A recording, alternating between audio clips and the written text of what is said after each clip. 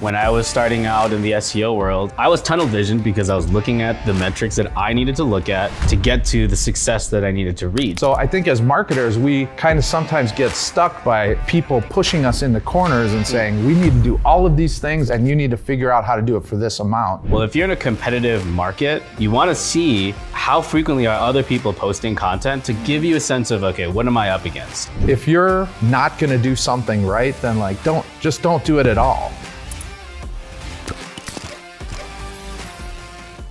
Well, welcome back to the Small But Mighty Marketing Podcast. I've got Josh Becerra here. This is episode number 3, and we're going to be diving into some things that just happened recently. It's going to be around how to do things the right way and how to fully commit. Yeah. And so really excited about that. But I wanted to catch up with Josh first, see what kind of updates have happened since our last podcast. Well, first, kudos to you. So now we got this really dope setup here. We got lights here. We got lights behind us. We got a light. Shin's done a great job. So hopefully you guys appreciate the quality of. You're underselling yourself. He did do the whole layout of everything, and so. Yeah, it looks great. I brought the books in, so some of my favorite authors. How about you? What's up with you? A fun personal update. My wife and I are expecting a third, so we do have twins, and this is going to be our third. But it feels like it's weird. I hear a lot about how the second child is usually the problem child, the one that doesn't listen. I was that. But since we had twins, I don't know if that means the third. Really curious how the third one's gonna turn out. Not at all true. I was the second child, and I was an angel. Okay, all right. Yeah, so that's pretty big news on my end, and we're also making a lot of updates on the website. We've done a lot of the ICP research. We know who we can deliver results for that we also enjoy working with. Yep. And so we're making those updates along the way on the website. There we go. Let's go. So yeah, and we also have a lot of conversations. We meet with them on a pretty regular basis. Yeah. And what really sparked this episode today was a recent conversation you had, right? Yeah, for sure. So we received a RFP not too long ago. It was from a law firm, out-of-state law firm. And basically they said, we're looking for SEO services. We're looking for paid media services. We're looking for analytics services and some web dev help, which is great because that's all Agurian can do, 3 of those 4 things really well. And we partner on the web dev all the time. So great, this RFP sounds really good. Well, a little bit lower in the document, it said we're looking for proposals that'll come in around $3,000 worth of agency retained fees for all of those things. Okay. That isn't something that's going to work for Agurian, but I thought it would be worthwhile to get on the phone and just talk to the person who's in charge of the RFP a little bit. And, the way that our conversation kind of unfolded, I was just basically saying how are you tackling this stuff today? And she said, well, we have a vendor that's in about that price range right now, but they're doing a horrible job, right? They haven't done anything with our paid media keywords. Mm-hmm. They're not running more sophisticated campaigns or newer types of campaigns. It's just kind of been a set it and forget it for 2 years. Which, you saying set it and forget is already, that's not something you can really do. Yeah, exactly. And so I just said, so you're paying that vendor this amount of money and you're getting poor results. Why do you expect to find another vendor for the same amount of money that's going to get you different results? And so that's where this kind of topic around if you're not going to do something right, then don't do it at all. And that was kind of my message to her was, look, what this stuff really costs, and maybe I'm totally off base, right? But as someone who's owned an agency and run an agency for quite a few years, I haven't found a way to be able to deliver really great services that get results for that little money. You need quality people. You need to pay quality people to get results. And so if there's some agency owner out there who's been able to solve how to deliver results for that little money with that breadth of services, kudos to you. But I haven't found it, and I have a lot of these conversations. And so I think you need to either pause on your RFP or at least go back to your leadership team and say to them like, hey, I'm finding that in order to actually do all these things, it costs more than what we have in the budget. And I was just encouraging her to like kind of own marketing in that way and with other leaders.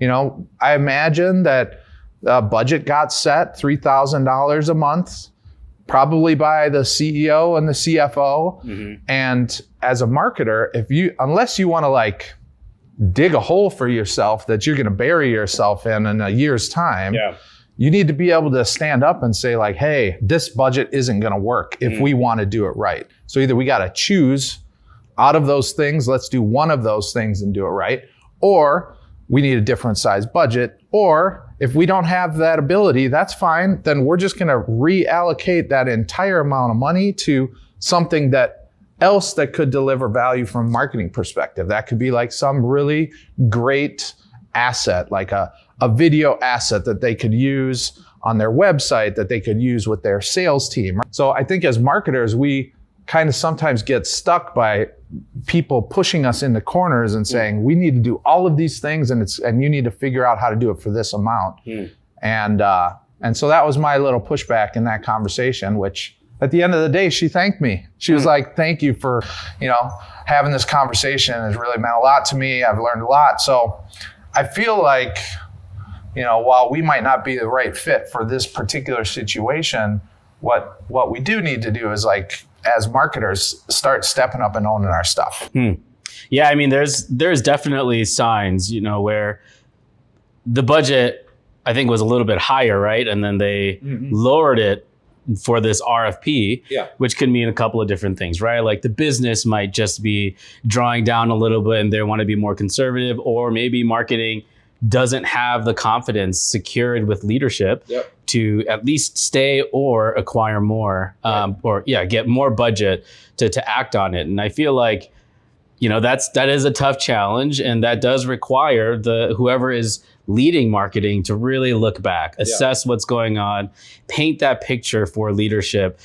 But also you have to be able to believe in this picture as well. So you've got to do a lot of research and so forth. But yeah, I mean, hearing the number and what they're looking for, in my personal experience, I've done consulting on the side as well, and being part of the agency, that is very challenging. And even if people say they can do that, and they're saying, hey, I can use AI to do that, AI, I will just tell you, is not at that level yet. And so be wary when you get pricing that is in that range to do all those things. There's ways that I think people can do some of this, but in the end, it's like, will you get the results you need? And I think what we as marketers need to focus a lot more on is like educating stakeholders around how you in fact get those results. And sometimes stuff just has a different cost to it, and you can't solve it with AI, and you can't solve it by offshoring. Like we made a very strategic decision that we weren't going to try to do like campaigns or like try to acquire customers that were international in other languages. Like it's really hard. So I imagine like, how is it that our team would be able to like really effectively write campaign ads in, a different language? The same is true like for when you're offshoring other places. So anyway, in the end, it's got to be about results. And in the end, as marketers, I just feel like we got to own our stuff more. Yeah, for sure. I mean, but I would say, when we're thinking about budget, right, I do think it also aligns with what stage of the journey or the maturity cycle are you in as a business.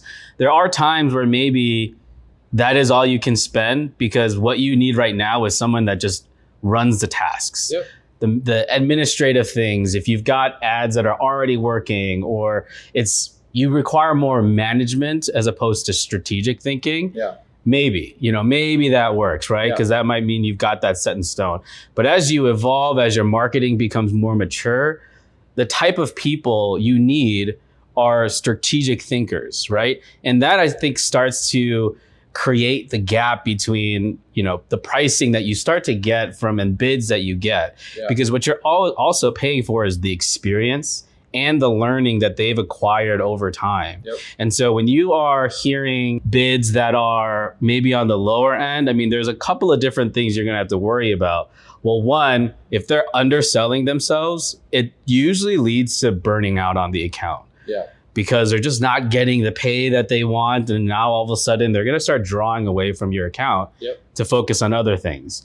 And then the other one is, lost my train of thought, but there is that consideration there. And you really have to be considerate of and you should get pricing from a lot of different places. Sure. So you can make an educated decision on, where are you in, what can you afford?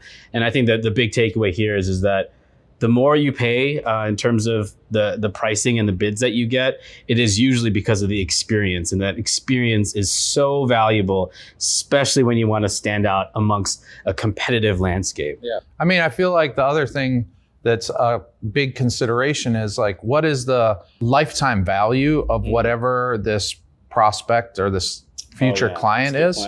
Yeah. So, this is a law firm, like their lifetime value or like their value of a plaintiff is pretty high, right? In the tens of thousands of dollars. And so what are you willing to pay to acquire that new customer? And I feel like sometimes we, set budgets not thinking about that. We have clients that, they're B2B, really long sales cycles, multiple stakeholders that we need to touch and influence digitally to like get them to like pull the trigger.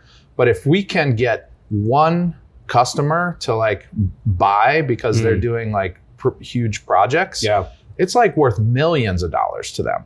So then, the question is, well, are you willing to spend $10,000 to acquire like a customer if that customer is $1 million customer? And I don't think there's a business owner out there that wouldn't, they'd be like, take my money, that's a very get me more of those people. And so I think it also has to do with the way that we need to, like, as marketers, frame up this conversation with other stakeholders, right? It's like, okay, I understand that we can only spend this amount of money, but really if we spent more with experts, people who are strategic, could we get more? And then what is the value of that, those additional kind of leads and or sales that we're gonna drive with that more sophisticated partner?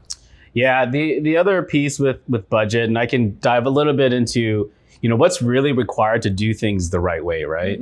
When you want to do things the right way, on the SEO side, you have to create content, but not just for the sake of creating content, right?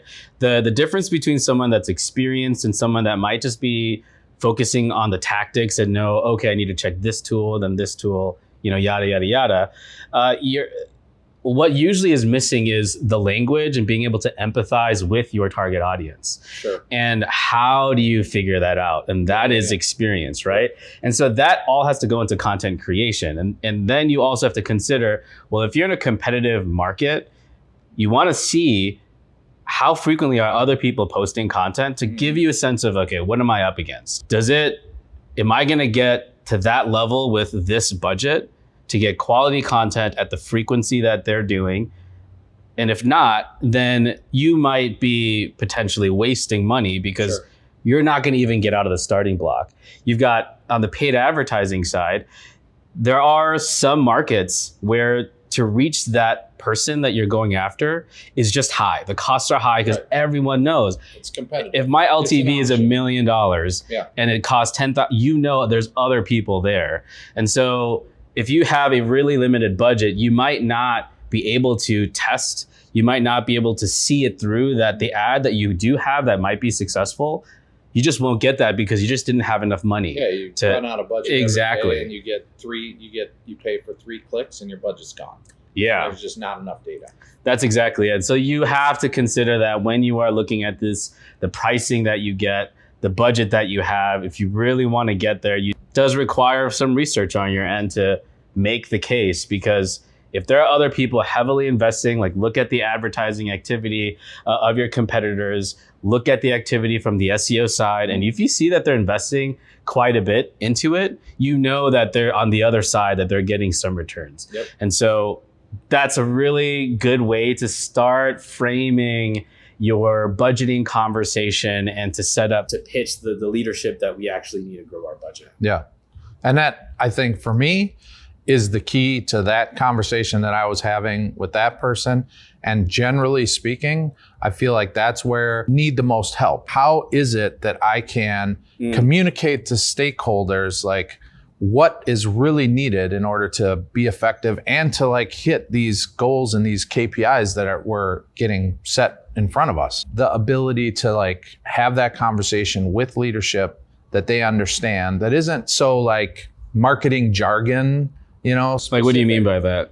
We talk about talking about dollars and not clicks. Like there isn't a stakeholder in a business that doesn't understand if you're talking about dollars and if you're talking about revenue. And so I think as marketers, it's on us to like change kind of the way that we talk to internal stakeholders. So we're not talking about conversion rates and things that like the CEO doesn't care if our conversion rate increased. They want to know, did it generate more sales, right? The sales team doesn't care about conversion rates. They want to know, like, are those quality leads that are leading to sales and revenue, right? So I feel like as marketers, we got to like shift our frame out of our own kind of jargon bubble and get into more of a business mindset and speak to other leaders kind of as business people, if that makes sense. I mean, that's something that, I've had to learn over time. When I was starting out in the SEO world, I was tunnel visioned because I was looking at the metrics that I needed to look at to get to the success that I needed to reach. And so naturally, those metrics became so important to me. Yeah. And I just assumed that the other person that's not in the day-to-day with me should also view it as important. But the reality is that they aren't even looking at that. They've got other sets of metrics, KPIs that they are also tunnel visioned on. So once you start to talk about things that are outside of that vocabulary, you're gonna miss the mark. They're not gonna listen, or it's gonna require a lot of education. And if they have to translate your conversation and your communication, I mean, that's a losing battle. And I think that's a very key component to clear communication. The other piece to this, and I harp on it all the time, is just this idea that we have to start shifting all stakeholders' mindset into what we're doing is learning. This is about learning. It isn't only about those KPIs. And until we can kind of get that handshake, in my opinion, with other stakeholders in the organization, that they understand that like marketing there's a lot of science, but there's a little bit of art that's happening. And it's different from, hey, if we just buy this machine and put it on our manufacturing floor, we know that our ROI will happen in a 2-year time frame if we manufacture this many widgets from that machine. Like, it's like very clear. And I've been in rooms where leaders are saying, you need to prove to me that level of like ROI even before I'm willing to invest in marketing. And my response to that is like, I can't do that, because I need your investment in marketing in order for me to collect enough data to be able to present to you a compelling case of the business case for how we need to do marketing, what the size of our opportunity actually is, and then what is the actual budget that I need that I can predictably scale into. And so I feel like we got to shift that mindset. We got to like have people say it's part art, it's part science. We have the data, but part of it is experimenting to find where it is our prospective customer or client or buyer is, and then how can we reach them, and then what does it cost for us to effectively reach them? And you can't do that. You can't know that until you've made some investment. I think about your confidence framework and the communication piece of it. Yep. And, as we're talking and I'm listening to you, and I think about the times where I had to convince, people on a picture or a vision that I have. And even outside of marketing, like this applies anywhere. When I'm, hiring someone to do some work on my house or something, sometimes they'll talk to me and they're going to go in the weeds, and I'm literally don't know what you're talking about. Well, I do a lot of bit of myself, so I do know what they're talking about.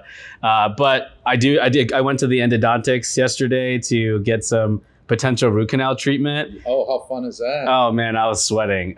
I didn't have to get it. I have to do something else. But the surgeon came to me and she was telling me the whole situation. Mm-hmm. And she was using so many different words that I couldn't understand. So I was just trying to piece things together because this was a big surgery that I might have to take. And so I was just like asking questions left and right, trying to figure out, okay, what does this mean? Because my decision is, do I do this or not? Mm-hmm. Very simply. Yeah. And I needed her to kind of speak a little bit more to the layman's terms so that I can then make that decision. Right. And that happens at the leadership level. And I feel like budget or the money you decide to spend on something is equated to the belief that you have in this thing. Yeah. In anything that you have, a product, a service, a plan, whatever it is. Yep. And so in order to unlock that, it really does come down to speaking their language, which is why for us, we really focus on dollars, not clicks. We focus on what really matters to the lifeline of this business, of the company. And really, if you can make sense to the person that's not experienced, like logically, and give them the framework, like educate them, then they can buy in. And now the budget conversation becomes a little bit easier because they can make sense of it now in their head. Yeah, imagine if this person went back to the team and said, okay, so we said we had $36,000, $3,000 a month to do these things. Here's what I understand about our initiatives or our goals is like, we want to see traction quickly. We aren't kind of like in a great place where, let's just build this over time. We're fine making, investments slowly. We're like, we need leads now. Like we need to grow the business because whatever, we're trying to get it acquired in another year's time or whatever. Like once you start saying, here's how I'm thinking about where I want to spend that money, and here's how it's aligned to like what we're saying the business needs today. So let's say it's like, we need really fast results, right? So then as that marketer, you can go show up and say, SEO takes more time. So I think we should take that entire budget and put it into paid media. And I want to do it right. And I want to do it with the right people. So we may only be able to buy like a 3-month or a 4-month pilot. But at the end of that pilot, what we're going to understand is, did it work? How much does it cost to acquire a customer? What's the size of the opportunity? Is our messaging and like design resonating with the marketplace? How are we stacking up against competitors? Like there's all these things that you will learn in this pilot. And at the end of the day, it'll help you build that like business case for further investment. At the end of those 3 months, if you're investing it right with the right partner, with the highest degree of sophistication, at the end of that, you should be able to have like a very clear business case. Like, here's what we learned, here's the size of the opportunity, and if we invest this much more now going forward, this is what it will look like. So connecting kind of the dots of like, where's the business at, what it needs, and then saying, okay, we have a limited budget, so what's our best first step that's paired very clearly with like the goals and objectives, the short-term goals and objectives of the company.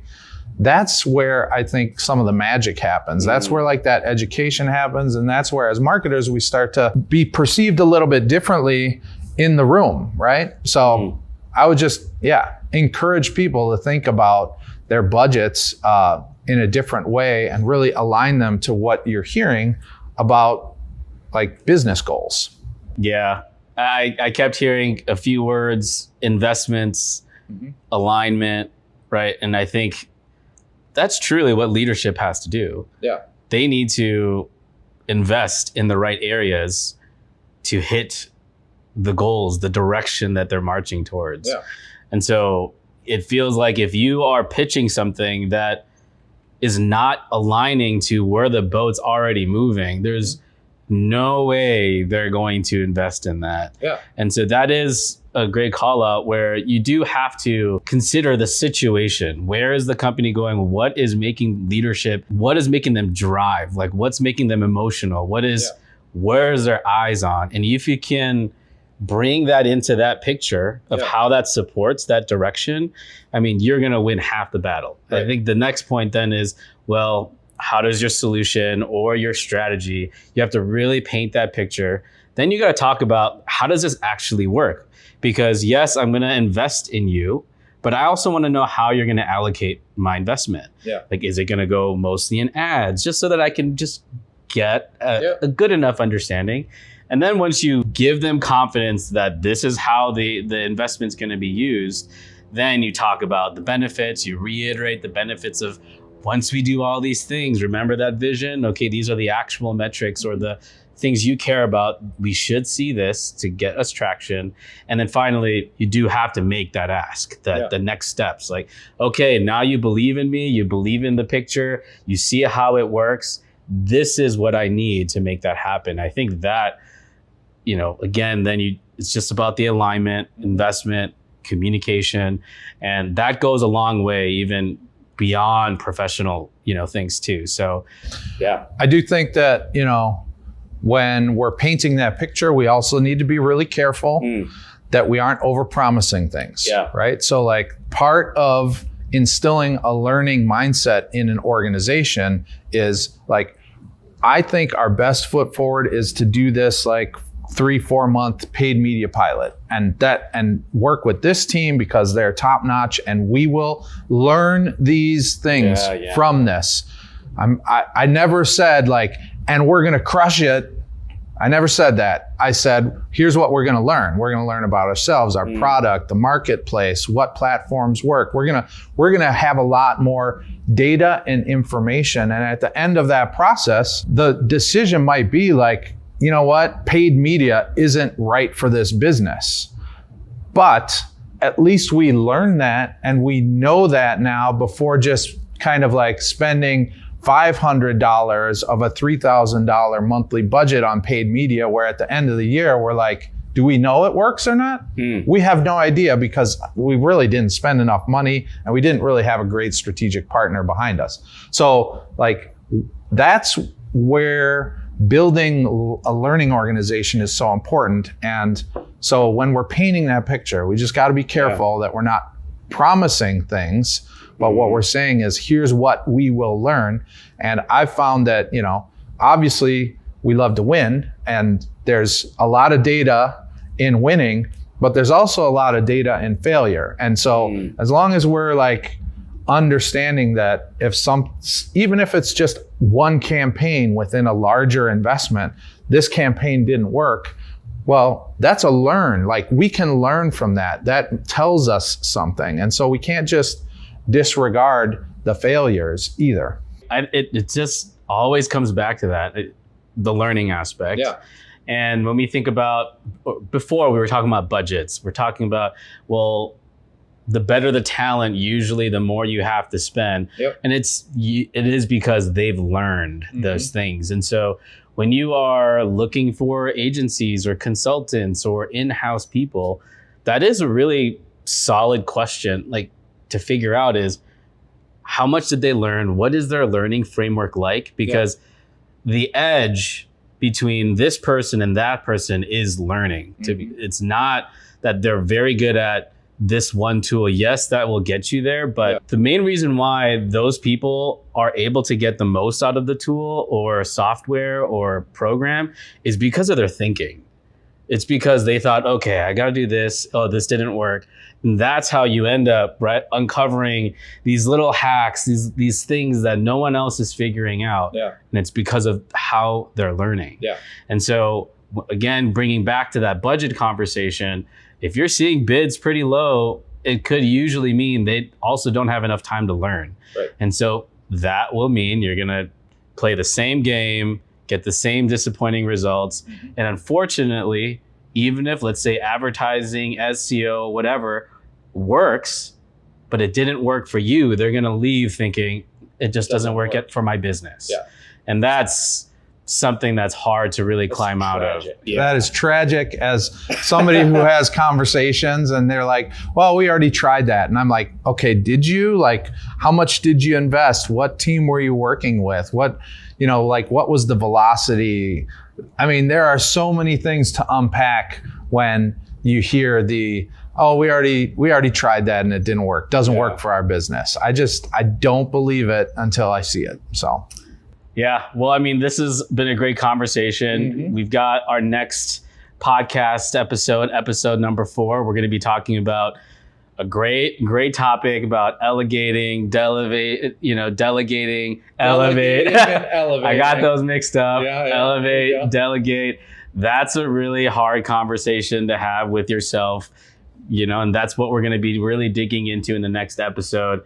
I know it's going to come out in a couple of weeks as well. I mean, this one's going to be coming out in a couple of weeks. And then that episode we're going to be shooting will be later on. Yeah. Are there any other, I just think that whole delegate and elevate, if we connect it to even this conversation, it's like, if you're a marketer on an in-house team, you have to make decisions about like, who am I delegating tasks to? Am I hiring people to do that? Am I building my in-house team? Am I finding agency partners to do that? So I'm super excited to film that next episode. Yeah. And I know that we're even going to have a cooler setup for that because Shin's got some like mics and mic stands coming. So we're going to get rid of the lapels. Yeah. So it's looking good, man. Well, thanks for joining again. This is always a great time to talk about small but mighty marketing problems, and we're here to help. And really enjoy this time and can't wait for the next episode. All right, let's go.